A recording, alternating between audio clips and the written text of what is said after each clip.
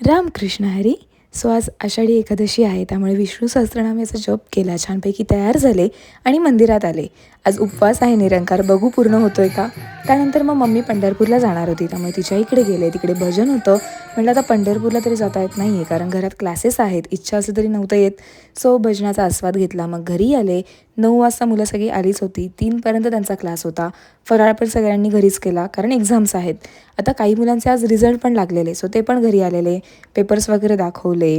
असं सगळं सगळं चालू होतं. आता नेहमी मी एकादशीला आहे ना घरात पूजा करते, पण लेक्चर्समुळे मला ते जमत नाही आहे. शेवटी मी मग असं म्हणेल की माझ्या कामातूनच मी माझ्या विठ्ठलाची भक्ती करते आहे. मग आधी क्लासला गेले. क्लासवरनं इकडे प्रोग्रामला आले. महेश काळे यांचा अभंगवारीचा प्रोग्राम होता. एवढा सुंदर झाला आहे, म्हणजे मी शब्दात नाही सांगू शकत. तुम्हीच तो ऐका स्वतःहून आत्ता.